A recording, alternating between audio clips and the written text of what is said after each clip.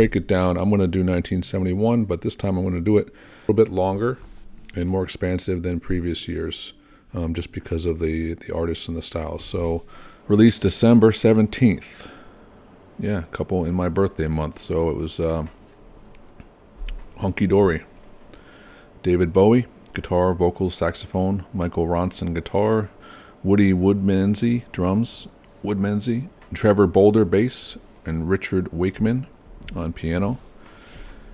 And I think this would, aside from, other than Richard Wakeman, I'm not sure if he was, have to go into that, but I think this was what would become the band on the Spiders from Mars from Ziggy Stardust.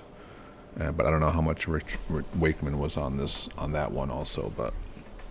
And this one I've really kind of gone back and forth about which one to play. I've heard this album, but because this is sort of on just focusing on 1971, I did want to do a song that had a particular strength, but not the most popular. So and I listened to some cool things about it, so I'm going to do this one. And it definitely had somewhat jarring, like trying to figure out what is this for me when I first heard it. And here we go. This is "Oh You Pretty Things" off Hunky Dory, come out 1971. Here we go. Sorry.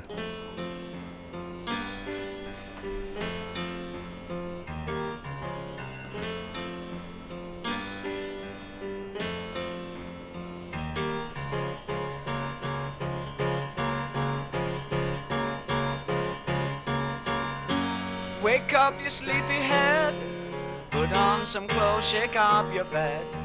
Put another log on the fire for me. I made some breakfast and coffee. Look out my window, what do I see? A crack in the sky and a hand reaching down to me.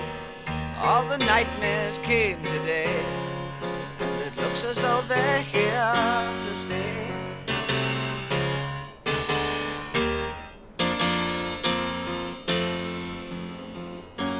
What are we coming to? No room for me, no fun for you.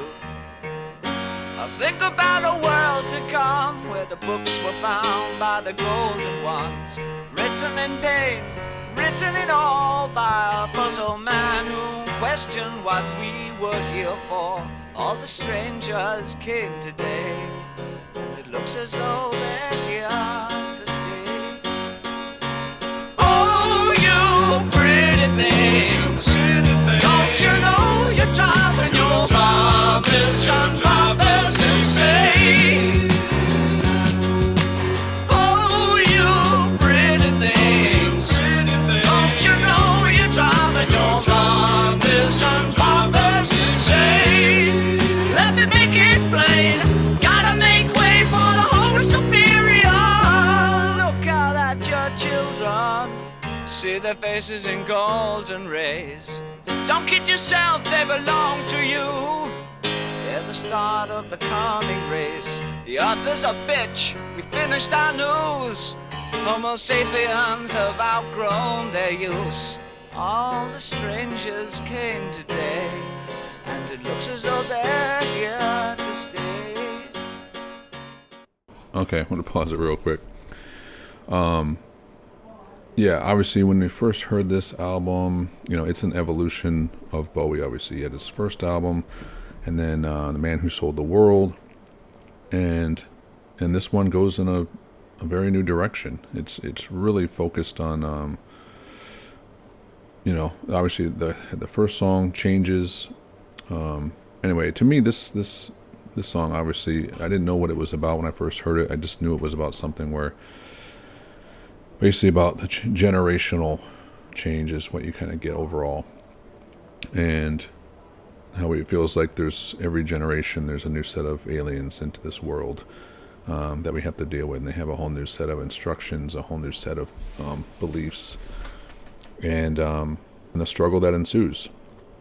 But yeah, there's more to it. There's definitely some lyrically, it's really, obviously with Bowie, the vocabulary, each word is meant to mean something, or it's meant to evoke some kind of, not necessarily a straight meaning, like, oh, just read this and it's very clear. No, he used a lot of symbolism and things in his cut and paste method of where it's just, but it evokes, you can't cookie cutter it into like it fits this into this piece of the puzzle, but it's more of just like you just sort of get this almost like aesthetic feel, or you just get this sort of feeling from it. You sort of goes in through your pores.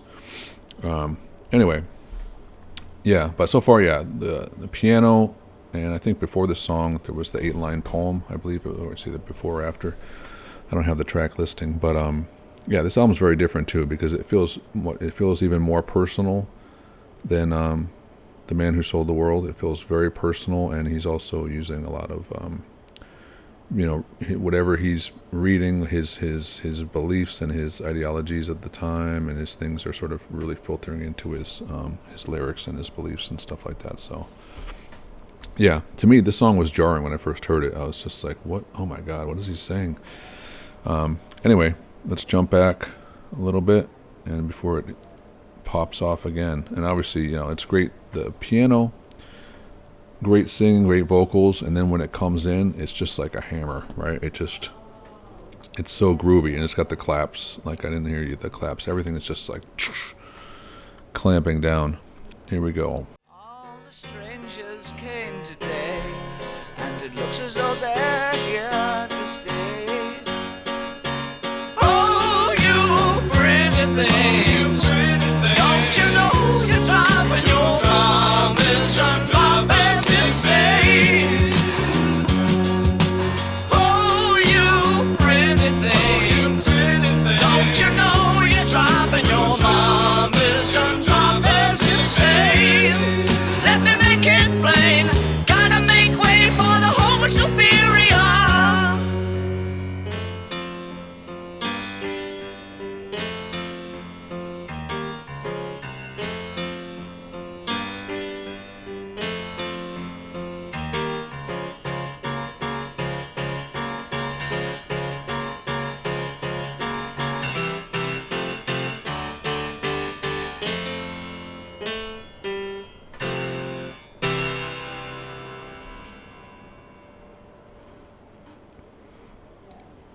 And yeah, and obviously, the piano evokes, thinking about that just in the moment, is that piano part in the beginning and in the ending. That piano part feels very like older generation Britain music. It's like more show, a little bit more like just definitely older generation. It's like even the chords are very just like dun, dun, dun, dun, dun. It's just very basic.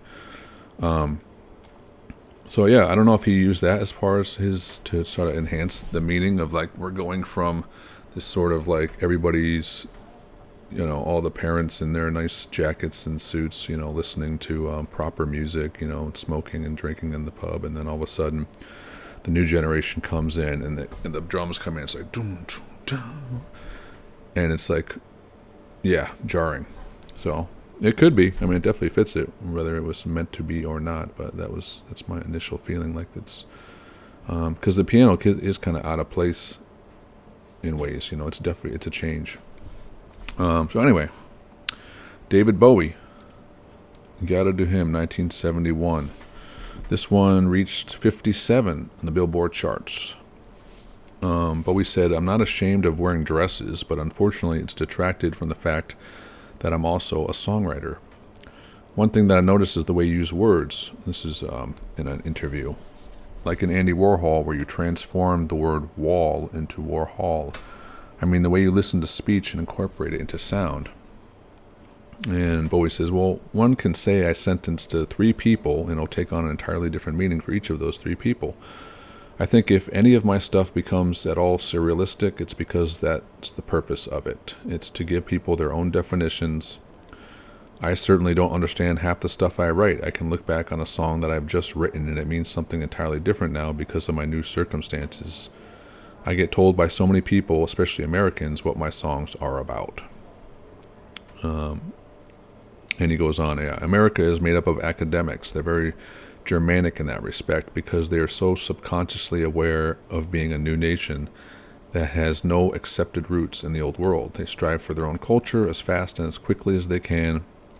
Whatever it isn't needed is soaked up by the media and becomes part of the American way of life. They're terribly self-conscious about everything. The level to which rock music has become an academic subject is just incredible. He says, I could walk into a shop and see row upon row of books about any aspect of rock. I mean writers about rock, I mean writers about writers. This song in particular, yeah, wake up, you sleepyhead. Put on some clothes, shake up your bed. Put on another log of fire for me. I've made some breakfast and coffee. Look out my window, what do I see? A crack in the sky and a hand reaching down to me. All the nightmares came today, and it looks as though they're here to stay. Yeah, Crack in the Sky, and there was a band Crack in the Sky. I wonder if they got that from this lyric. But obviously that has a symbolic for a crack in the sky, a crack in the reality, and a hand reaching down. Anyway, fantastic lyrics. No room for me, no fun for you.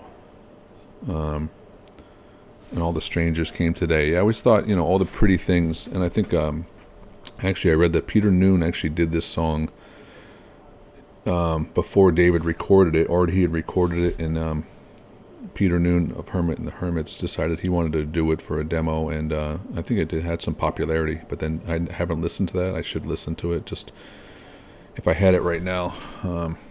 Yeah, and obviously the part where a lot of people get hung up, it's all you pretty things. They're thinking it is sort of a aesthetic, the beauty of the children that we didn't understand, the mamas and the papas, but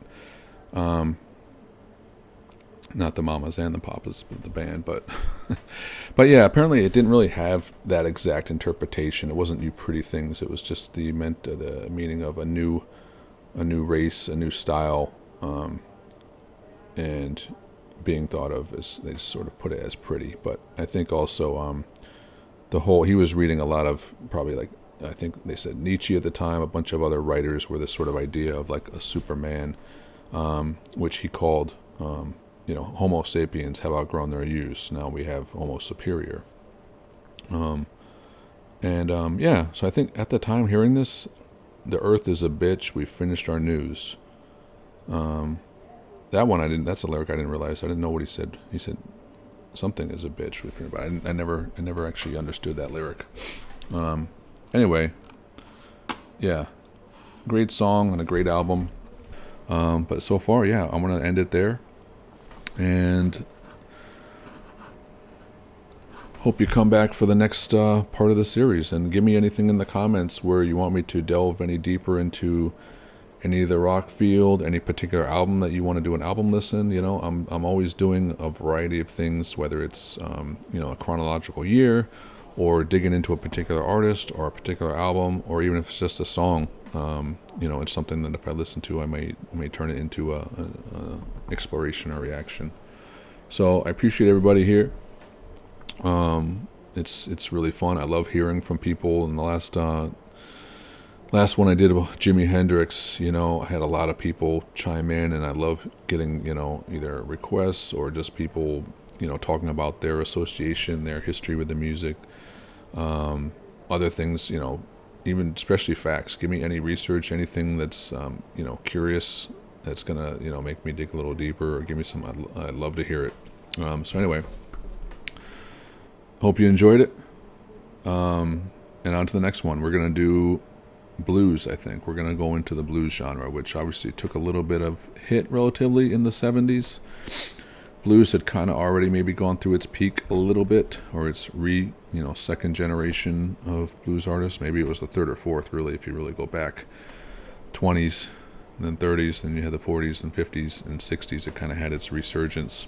By the time the 70s, there's always stuff there, but maybe out of all the styles of music, the blues had maybe the least amount of quantity. Still had the quality, obviously, but the quantity, was kind of starting to wane a little bit.